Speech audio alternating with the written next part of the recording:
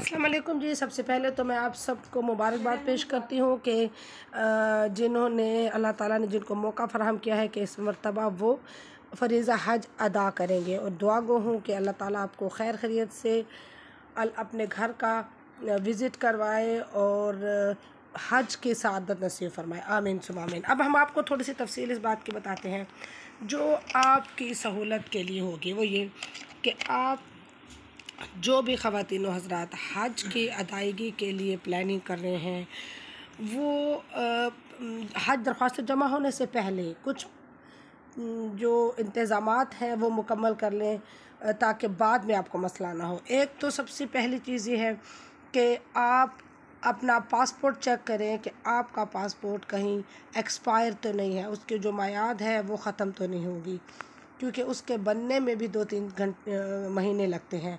तो इसलिए passport check करें कि वो जनवरी 2023 तक, यानी जनवरी 2023 तक वैलिड है, वो उसकी डेट एक्सपायर नहीं हुई। इसके बाद दूसरी चीज़ आपका शनाख्ती कार्ड है, जो कि वो भी बहुत ज़रूरी है आपके डॉक्यूमेंट्स में।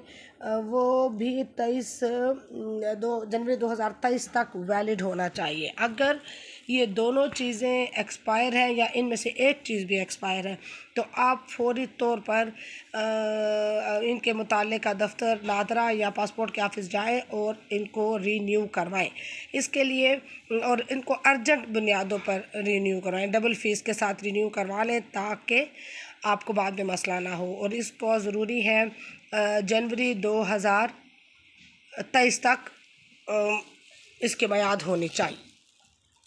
इसके अलावा आपको जो एक और चीज़ चाहिए है वो है आपके पास रकम का होना, जो हज की अदायगी के लिए बहुत ज़रूरी है। इसमें आपके पास अभी तो इस बात का फ़ैसला नहीं हुआ, गवर्नमेंट की तरफ से अभी वाज़िया ऐलान नहीं हुआ, लेकिन एक अंदाज़े के मुताबिक 6 से 8 लाख रुपए आपके पास होने चाहिए, जो या तो अगर आपका अकाउंट है तो उसमें रख लें या फिर आप अपने पास रखें। लेकिन अगर अकाउंट में रखेंगे तो उसमें ये होगा कि जैसे ही हज दरख्वास्तों की अनाउंसमेंट होगी तो ऑटोमेटिकली, और आपकी मंजूरी होगी तो ये पैसे ऑटोमेटिकली उधर ट्रांसफ़र हो जाएंगे।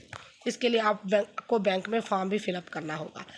तीसरी चीज़ जो बहुत इम्पॉर्टेंट है वो भी ये है कि आप हज दरख्वास्तें जमा होने से पहले कोरोना वैक्सीन का सर्टिफिकेट हासिल करें। आपने अगर बैनुल अक़वामी तौर पर एक्सेप्टेबल और ख़ास तौर पर वो कोरोना वैक्सीन लगाई होगी जो कि सऊदी हुकूमत मंजूर करती है, जिसका सर्टिफिकेट, तो ही आपको हज करने दिया जाएगा। और आपकी उम्र जो है वो 65 साल से यानी 65 ईयर्स से कम हो, ये सऊदी हुकूमत ने एलामिये में कहा है। उनके हिदायत के मुताबिक कोरोना सर्टिफिकेट ज़रूरी है, जिसकी वैक्सीन आपने लगाई हो।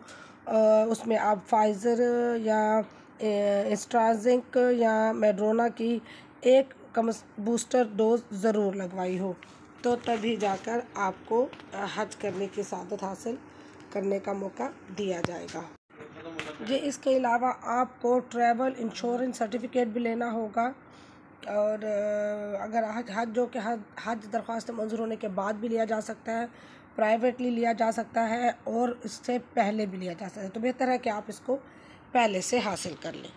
अगर आपने हमारा चैनल सब्सक्राइब नहीं किया तो सब्सक्राइब कीजिए और बेल आइकन प्रेस कीजिए ताकि आपको आने वाली वीडियोज़ का नोटिफिकेशन मिल सके। बहुत शुक्रिया। अब आपको मज़ीद तफसील से जी कुछ चीज़ें इस मरतबा बहुत ताख़ीर का शिकार है। एक तो 2 साल के बाद आलम इस्लाम को हज की इजाज़त दी गई है। 1 साल तो बिल्कुल हज की अदायगी पर पाबंदी लगाई हुई थी क्योंकि कोविड की बहुत ख़राब सूरत हाल थी। दूसरे साल जब 2021 में सिर्फ़ सऊदी अरब के रहने वालों को ही इसकी इजाज़त दी गई, लेकिन इस मरतबा चूँकि दुनिया के दूसरे ममालिक से भी इजाज़त दी गई है मुसलमानों को कि वो फ़रीज़ा हज अदा कर सकें। 10 लाख अफराद इस मरतबा 2022 में हज की अदायगी कर सकें। आम तौर पर गुज़िश्ता सालों में जल्द ही हज दरख्वास्तों के लिए ऐलान कर दिया जाता था और बाकी तमाम पॉलिसीज़ भी ऐलान कर दी जाती थी, लेकिन इस मरतबा चूँकि सऊदी अरब की तरफ से भी मुख्तलिफ़ जो ऐलानात हुए हैं वो देर से हुए, और इसके साथ साथ पाकिस्तानी हुकूमत में भी चूँकि सियासत में बहुत सारी हलचल थी, जो वफाकी वज़रा थे वो हल्फ पहले उनकी सिलेक्शन और फिर हल्फ बर्दारी की तकरीब डिले थी, इसलिए ये फ़ैसला बहुत ताख़ीर से हो रहा है। और अब चूँकि वफाकी वज़ीर मजहबी अमूर जनाब मुफ्ती अब्दुल शकूर साहब ने वफाकी वज़ीर का ये हल्फ उठा लिया है और बहुत जल्द मुतवक्के है कि दरख्वास्तों के जमा कराने की तारीख़ का ऐलान किया जाएगा और इसके साथ साथ ये भी क्लियर किया जाएगा कि सरकारी कोटा कितना है और प्राइवेट कोटा कितना है। जैसे ही ये ऐलानात होंगे हम आपको इसकी तमाम तर तफसीलात से आगाह कर देंगे और एक मरतबा फिर हम आपको दोहराते चलें, बताते चलें कि आपको जो 4-5 दस्तावेज़ात, आपके डॉक्यूमेंट्स, आपके कागज़ात मुकम्मल होने हैं। उनमें आपका शनाख्ती कार्ड है जो कि जिसकी तारीख़ जो है वो ख़त्म नहीं हुई हो। इसके अलावा आपका पासपोर्ट है जिसकी तारीख़ 2023 तक